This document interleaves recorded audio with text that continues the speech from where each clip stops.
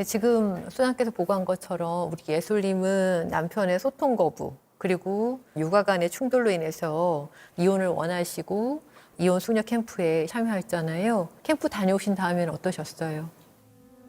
저는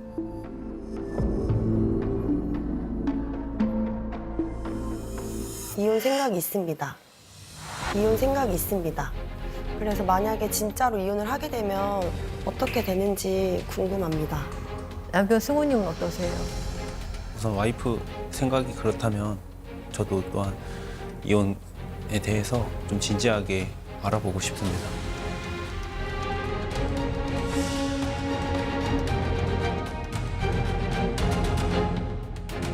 그렇군요. 근데 두 분 사이에는 이제 미성년 자녀가 있고, 네, 그러니까 이렇게 양육권부터 이제 시작을 해볼까요? 잠깐 둘 다 놔, 둘 다 놔. 얘봐 하지 말라고 그냥. 어디가 아파서 오셨나요? 저는 이혼하더라도 쌍둥이만은 꼭 지키고 싶어요. 양육권만큼은 절대 지키고 싶습니다. 저희는 전업주부로 아이들을 거의 전담해서 케어를 하고 있고 아이에게는 엄마가 절대적으로 필요한 나이이기 때문에 양육권을 이제 아내가 가지고 양육비를 아이 1인당 100만 원 해서 200만 원 지급받기를 원합니다. 뭐 양육권 관련해서 저희도 먼저 말씀드리면 남편분도 그 아이들에 대한 애착이 상당히 강하고요. 양육권을 원합니다. 양육권을 원합니다.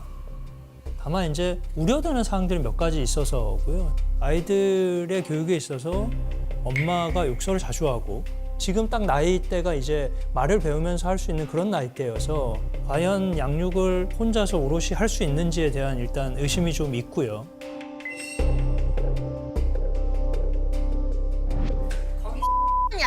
다신 가지 마. 이걸 네가 뺏어 그래. 이걸 하지 마. 네가. 너 심하렸지? 아씨.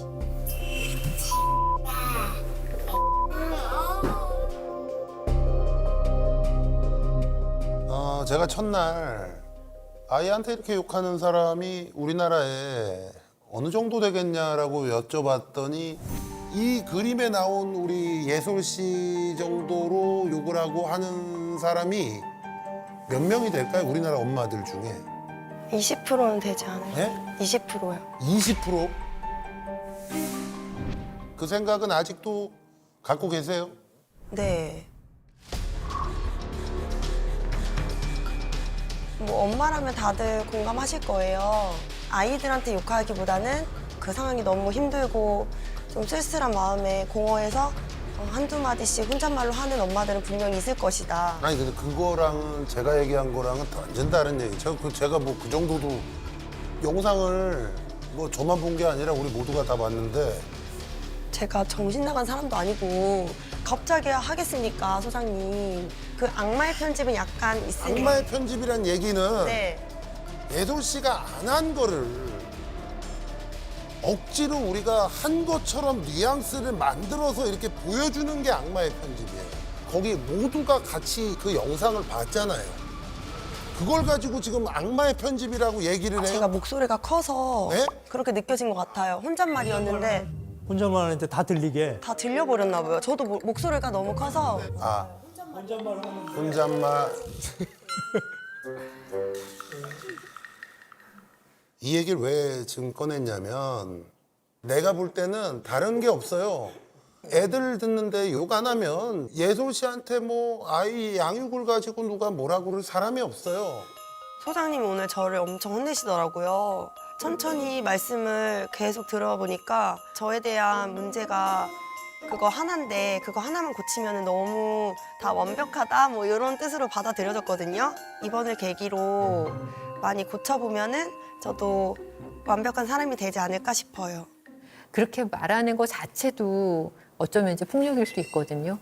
이제 양육권을 누가 갖는지 이렇게 다투는 부분에 있어서 그런 건 굉장히 중요한 요소가 될 수도 있어요. 그래서 염두에 두셔야 될 것 같고 그 양육비는 그래서 어떻게 생각하시는 거예요? 사실은 저희가 남편의 소득이 얼마인지 정확히 알지 못합니다. 그래서 양육비 산정표를 기준으로 해서 책정할 수는 없었고요.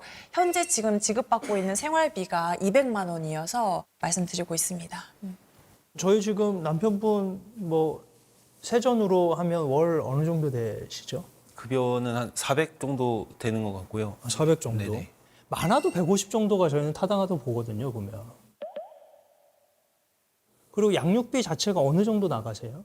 애들 위주로가 거의 200이에요, 그냥. 네. 그래서 저희가 그걸 그 다 말씀드린 게 썼는지 여부는 상관없이 일단은 200을 그렇게 허락을 받아서 쓰신 거네요, 보면. 네.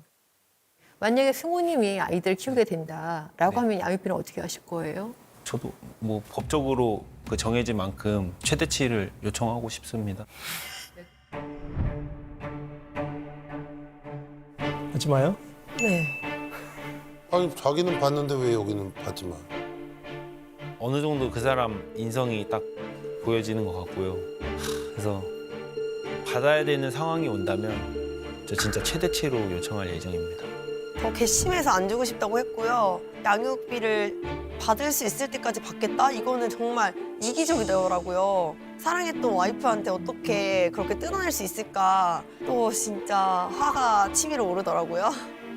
원래 저렇게 막 차가운 사람이 아닌데 네. 저러니까 저랑 상담하고 나서 많이 바뀌었죠. 어떻게 만들어 놓으신지. 본인의 잘못은 뭐라고 생각하신 거예요? 없어요. 찾으려고 하지 마세요. 제가 볼 때 없어요. 이혼을 하려고 하면 하실 수 있는 법적인 권리가 있는 분은 남편분밖에 없는 것 같아요. 아내분은 뭘 믿고 이혼을 얘기를 하시는지 이해를 할 수가 없네요. 신청을 제가 했어야 되는데 당연하죠. 잘못됐습니다, 진짜. 법적으로는 명확해야죠. 뭐 줘야 줘야 될 것 같아요. 얼마까지? 얼마까지요? 그래도 뭐 30만 원씩 주면. 저희가 뭐라고요? 한 사람에 30만 원씩 2명 60만 원. 일을 안 할 때. 일을 하면은 이제 소득에 맞춰가지고 네. 양육비는 이제 그렇게 아마 결정이 될 겁니다. 만약에 두 분이 이혼을 하시게 된다면. 그러면은 양육자가 이제 예술님으로 정해지면 네. 그럼 예술님은 경제활동은 안 하실 건가요? 저는 지금 마음이라도 먹으면 당장 내일이라도 일할 곳이 있잖아요. 난 모르죠. 저희가 모르죠. 그걸 어떻게 알아요. 네. 당장 내일이라도 할 수 있어요. 근데 8년간 이직을 40번을 하셨어요. 그래서 40번 이요? 그거는 갈 곳이 많다는 거 아니겠어요? 그러네. 갈 곳이 많기도 하지만 안정적이지 않다는 얘기도 되잖아요. 그래서 이제 저희가 사회생활을 다시 시작하게 된다면 내가 한 사람의 사회 구성원으로서 잘 자리를 잡기 위해서는 이런 부분도 스스로 내가 좀 고쳐야겠다. 많이 느끼고 반성하고 또 깨달은 게 또 많았거든요. 그래서 저희가 양육권을 가져왔을 때 양육에 크게 지장이 없을 거라고 말씀드리는 거고 당연히 엄마가 좀 잘했으면 좋겠다는 마음이지만 혹시 우려되는 부분들이 해소되지 않는다면 남편분도 양육권을 강하게 주장하고 있고요. 저도 엄마처럼 잘 해줄 수 있고 그리고 엄마처럼 이렇게 험한 말도 안 하고 잘 놀아주니까 현 상황이 제가 더 맞지 않나 싶습니다. 진짜 이혼을 하려고 아주 작정했네. 그래서 저도 똑같이 양육권은 절대 안 뺏겨야지 하면서 좀 마음을 다잡았어요.